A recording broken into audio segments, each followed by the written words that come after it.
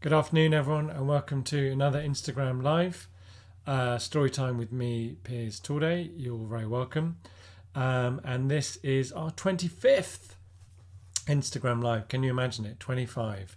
We are up to chapter 25 of The Last Wild. If you're joining us for the first time, throughout this lockdown while the schools are shut, I'm reading all my books out chapter by chapter. We're making extremely good progress with my first book, The Last Wild. We are up to chapter 25 and the end of part 4. So we're doing really well. Depending how long this goes on for, we will get as far as my sixth book, latest book, The Frozen Sea, but we'll see in a way. I hope we don't get that far, but we might do. It'll be fine. I hope you're well. It's not such a nice day today, a little bit rainy, but a perfect time for staying indoors and listening to some stories, which is what we're going to do. It's lovely to see so many nice faces again. Thank you for your lovely messages and emails. I'm so glad you're enjoying these as much as I am. So just to bring us up to speed with the story, The Last Wild is about a boy called Kester Janes who can no longer talk to people since his mum sadly died 6 years ago, but he's discovered he can talk to animals. And this is important because he lives in a world where a mysterious virus has killed nearly all the animals left in the world. He's discovered there are a few that have survived, some wild animals. They call themselves the Last Wild, led by this great stag and accompanied by a white pigeon and some grey pigeons and a wolf cub and a cockroach and his friend Polly. They are on their way to the capital city Premium to try and find a cure for the virus. But unfortunately, various things have happened. Some colours have been chasing them. Colours are awful people who want to kill animals because they think animals can give the virus to humans, so they're killing all the animals they can, led by a man called Captain Scoldus. They've escaped, but they got by jumping into a river, and then Polly and her cat Sydney got thrown over a waterfall. Polly was saved by some snakes. Sadly, Sydney wasn't saved. Kester has gone to get a cure for Polly's foot, which was hurt, and now he's come back having got this cure, this leaf cure, but he's discovered that Polly and all his animal friends have disappeared. And that's where we pick up chapter 25. By the time I start to run to the shore, the wolf cub is already ahead of me, leaping in great strides, skidding onto the shingle, flipping rocks over with his paw, as if the stag or Polly might be hiding under them. "You won't find them there." "I'm not looking for them," he snaps back. "I'm looking for the bug."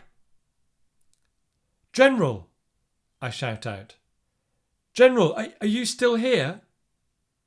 Nothing comes back, just the wind in the rushes and the sound of the cub sniffing the ground like he wants to snort it right up. "There is a scent here. Another human. I can follow their tracks."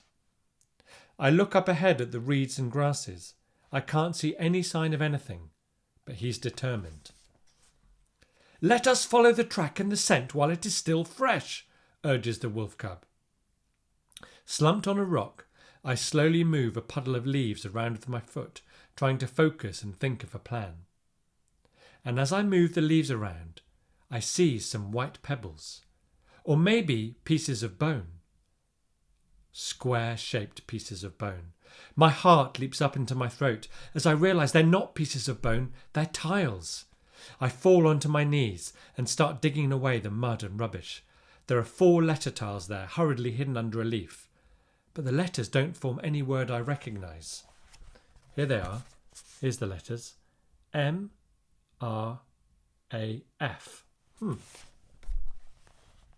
I wonder if they're the initials of something. May follow right ahead? But where? My fault, really apologise? Doesn't sound like Polly. Mr. Firestick returned again? That's something the stag would write, not Polly. "What have you found? What have you found?" shouts the wolf cub, jumping right into the puddle with his shaggy paws and wet muzzle, kicking the tiles up into the air. They tumble in the sky before landing back down with a splash. "Oh, you idiot, look what you've done." But as I crouch down again, wiping the dirt off, I realise that he scattered them into scents, because in fact the tiles spell F-A-R-M, farm. I scoop the tiles up in my hand and clench them tight. "Come on," I say, standing up. I follow the wolf cub along the shore as he tracks the trail right along the bank, away from the swamp, the leaf cure and the waterfalls, sniffing every broken branch, every frond of leaf for any clue he can gather. The pebbles and sand slowly disappear, buried under knotted rolls of creepers and brambles. We keep on pushing through them until the coils and curls of greenery fall away and we find ourselves looking down from the top of a slope where we pause to take a breath. A deep one. Because it's like the country we've been travelling in has just been completely flattened into the biggest and emptiest field I have ever seen in my life. All the different colours, the greens and greys and yellows, all the different leaves and blades of grass, all rolled down into one grey-brown plain of mud, stretching right into the furthest distance where the land meets the sky. Mud everywhere. Here and there are ragged islands of drooping pale brown stalks, which must be all the remains of what once grew in this giant field, now just rotting into the ground. And at the bottom of the slope, its engine idling, black smoke puffing into the air out of tall pipes, is a machine unlike any other I have ever seen.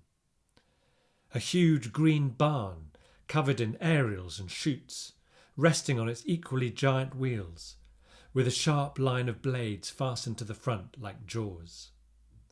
A long ramp juts out from the back at the mouth of the dark metal cave inside. It can only be one kind of machine. I look at the tiles clutched in my hand. A farm machine. But it's not the farm machine which is making us run down the slope as fast as we can.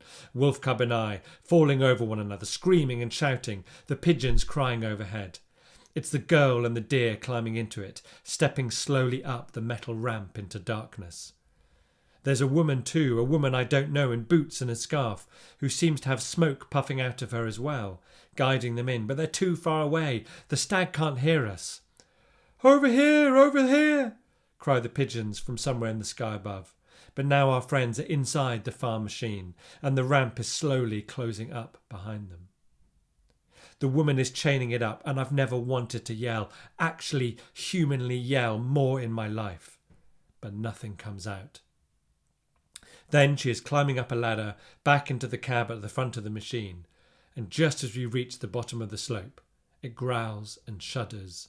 The orange lights on top of the cab begin to revolve, and the farm machine lumbers off over the ground, churning a spray of earth and dead crops into the air. We chase after it as quick as we can, but find ourselves going slower and slower, our feet clogged with clay, stumbling over the freshly made ridges of earth, shriveled stalks spread flat over each one like tentacles. The pigeons fly faster over the top of the machine, but there is nothing they can do to stop it. Then all of a sudden, the wolf cub stops. We can feel the ground shaking under us as the machine rolls into the distance, but it is getting further and further away, the noise fainter with every second. What is it? Why have you stopped? I do not think we can stop this machine, Wildness. The birds can't stop it, and I can't help you either. We have lost them. But why are you giving up? I thought you just said you would do anything for me. The second the words are out of my head, I wish I hadn't said them. The wolf cub's shoulders droop and he looks down at the ground. But there isn't time to say sorry.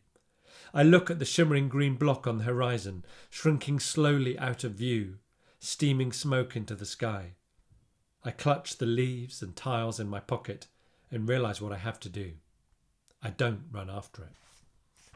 Instead, I plant my feet firmly on the ground and try to concentrate, to listen. Are you listening? I know you're here, I call out. There's no response, nothing, just the faint roaring of the machine in the distance. Snakes in the fish road, voices in the swamp. There must be something, even in this dead field of stalks and mud. Whoever you are, whoever is here, I am the Wildness and I command you to help us. The machine is heading for the horizon. Then something runs over my feet. I look down and squint. A single, tiny, furry ginger mouse. My heart sinks. How can you help us? You'll want that metal beast stopping, no doubt. She jerks her head towards the disappearing monster. Yes, I say, but how are you? Easy as corn pie, my fine two-legged sir. That monster, this is what you lot call a come-by-larbuster. There's a little black tail of a wire, you see, runs down the back under the hatch. A couple of quick chews on that and... Well, could you just do something? The mouse wipes her face with a pause. Oh, I'd love to. Oh, believe you me, I would love nothing more. Problem is, see, there's no way I can actually get to that wire by myself on account of it being a fast-moving object right at the other end of this field. Because normally, right, this is performed as a stationary procedure on the come-by-larbuster when it's not moving at night. There's a little chute, you see. That one, poking out the back there. That's the one, that's it. And we just climb down that, basically. Never done it on a moving one before. She sucks her teeth. And then they are above us, grey dots and a white one in the sky, before I even ask. Diving down into the stalks and grabbing the mouse between their claws, so she shoots up in the air, past my nose, dangling by her tail. Hey, are you having a laugh or what? I'm not going anywhere with a blooming pigeon. But they are gone, off into the sky, up high, and then I see, silhouetted against the setting sun, a wriggling ball drop high from their claws, still screaming loud enough for us to hear, down into a metal tube sticking out of the come-by-larbuster's thrumming engine. I close my eyes. I don't want to look. And just as I think we've lost them forever and the machine is about to disappear out of sight, everything stops. The humming, the grinding, the clacking, the lights, just like that. Winding down with a huge groan, like the engine itself has been given an injection to put it to sleep. I open my eyes. She did it. The mouse actually did it. I feel dizzy, every part of me tingling and fizzing with excitement. Running back, I find the cub still in the shadows of the stalks. I give him a hug. She did it! The mouse did it, cub! Maybe that mouse did play a small part in it, he says, all quiet and sad, but I think I played the best part. I slap his side. Of course you did. You totally did. Then we're running towards the machine as fast as we can, talking quickly, until just as we reach it, out of breath and exhausted, high above our head, a door swings open out of the metal green wall of the machine, and the driver of the come-by-larbuster climbs down to meet us. And that is the end of chapter 25 of The Last Wild, the end of part 4. We are up to page 208 if you're reading along, and tomorrow on Wednesday I'll be reading part 5, She Knows Your Father. Very exciting. Who is the woman in the come-by-larbuster? We're going to find out. So your writing challenge for today. Kester finds the letters M-F-R-A on the ground. I want you to write a story and every sentence has to have a word beginning with the letters M-F-R-A. How far can you get writing a story where every sentence has words beginning M-F-R-A in it? Good luck. Thanks for joining in and I'll see you tomorrow. Take care.